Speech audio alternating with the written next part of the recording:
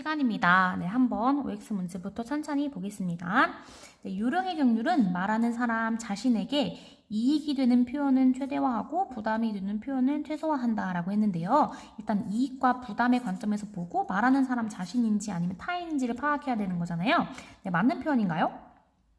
네, 틀린 부분을 한번 찾아볼까요? 네, 자신에게가 아니고 상대방에게 이익이 되는 표현을 최대화하는 거죠. 그래서 틀린 표현입니다. 두 번째, 누군가에게 부탁하거나 건의할 때에는 상대방이 부담을 느낄 수 있는 상황임을 고려해서 완곡하고 차분하게 말해야 된다. 근데 내가 상대방에게 부탁할 때는 당연히 완곡하고 돌려 말하면서 차분하게 말해야 되는 것 맞겠죠? 세 번째, 고등학생인 민주가 할머니가 사용하는 똥강아지라는 말의 의미를 못한 이유. 아까 똥강아지라는 표현을 굉장히 기분 나빠했잖아요. 그것은 두 사람의 세대가 달랐기 때문이다. 네, 맞는 표현이겠죠. 세대 차이가 나는 두 사람의 대화입니다. 네, 병원에 입원한 친구를 방문한 상황. 여러분들 이거는 아직 보지 못했지만 선생님이 학교에 나오게 되면 수업을 할 예정입니다. 자, 친구가 다친 이유를 묻고 다치게 된 상황에 대해 친구의 잘못이 없었는지 점검해 주어야 한다라고 했는데요. 친구가 다쳤어요. 그 병원에 입원한 친구에게 네 잘못은 없는지 따지는 것은 결코 좋은 대화가 될 수가 없겠죠. 그 친구에게 공감해 주는 말이 더 좋을 것 같습니다.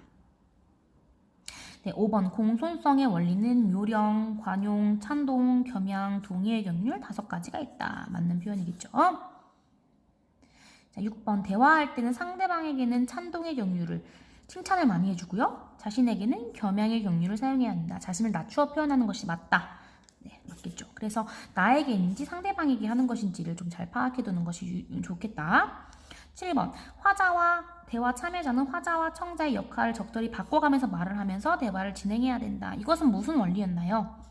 순서, 교대의 원리였겠죠. 맞는 표현입니다. 마지막, 지역의 특성이 반영된 말을 사용하면 표준어 사용자도 소속감과 친근함을 느낄 수 있다. 네. 지역의 특성이 반영된 말이 사투리인데 방언인데 그것을 사용하는 사람들이 막 대화를 하다 보면 표준어 사용하는 사람들은 친근함을 느끼기가 어렵겠죠. 그 사람들과 소속되어 있지 않다는 생각이 들기 때문에 조금 소외감을 느낄 수 있겠다. 이렇게 정리하는 것이 맞겠다. 네, 단답형 보겠습니다. 두 사람 이상의 참여자가 자유롭게 서로의 생각이나 느낌을 표현하고 이해하는 상호 교섭 활동이다. 서로 자신의 생각이나 느낌을 말하고 그것을 이해해주는 서로 영향을 미치는 활동이다. 뭘까요? 대화겠죠, 대화. 그래서 화자랑 청자가 있다라고 이야기했었고요. 대화에 무엇을 지키면 대화를 원활하게 이어가는 데 도움이 된다. 대화에 지금까지 계속 배웠던 3가지 원리가 있었어요. 그죠? 대화에 원리를 지키는 것이 좋다. 그 중에 하나인 무슨 원리는 상대방을 배려하고 존중하며 예의 바르게 말하는 것이다. 기억, 시옷, 기억, 시옷의 원리겠죠? 공손성의 원리이다. 다음에 원활한 대화를 위해서는 상대방의 생각이나 감정을 깊이 있게 뭐 해야 된다. 어떻게 하는 것이 좋겠다. 감정을, 생각을 공감하면서 듣는 것이 필요하다. 되겠죠? 5번. 대화는 참여자가 서로의 생각이나 느낌을 뭐하고 이해하는 활동인데 여기 나왔던 것 같아. 자신의 생각이나 느낌을 표현하고 그것을 바탕으로 이해하는 활동이다 라고 보았습니다. 6번. 대화를 할 때에는 대화 대상에 맞는 적절한 무엇을 지켜야 된다. 언어, 예절을 지켜야 한다. 그래서 여러 가지 언어 예절에 대해서 우리가 배워봤습니다. 7번. 개인이나 뭐에 따라 듣기와 말하기 방법은 매우 다양하다. 개인이 있으면 집단이 있겠죠? 그죠? 집단에 따라서 혹은 사회 집단에 따라서 듣기 방식이 달라져 있다. 아까도 말했던 것처럼 지역, 세대, 성별도 좋고요. 그다음 직업군 이런 것에 따라서 다양하게 말하기 방식이 다양할 수 있다. 네, 서술형 문제에 이어서 보겠습니다. 대화의 원리를 3가지로 나눌 때 이에 해당하는 것을 모두 쓰시오. 뭐 있었냐면 공손성의 원리, 두 번째 순서, 교대의 원리, 세 번째는 말한 사람끼리 서로 협력해야 된다는 협력의 원리가 있었다. 총 5가지가 있었고 총 4가지가 있었죠? 각각 정리해 봅시다. 자, 대화의 원리 중에서 자신의 의견과 상대방의 의견의 차이점을 줄이고, 그죠? 의견 사이의 일치점을 최대화하는 경률이 있었어요. 5번째 경률이었던 것 같은데 기억하나요? 네, 서로 동의하는 부분, 동의의 경률이었죠. 그래서 너와 나의 차이점을 좀 줄이려고 하고 서로 일치하는 점을 극대화시켜가지고 대화를 하면 조금 더 이야기 합의점을 찾을 수가 있겠죠. 네, 3번 한 공동체 안에서 다양한 언어의 모습이 나타나게 되는 원인을 3가지 쓰라라고 했습니다.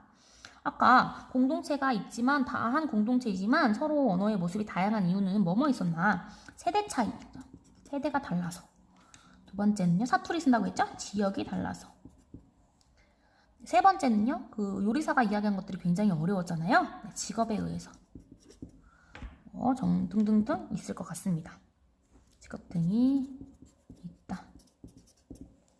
리이다.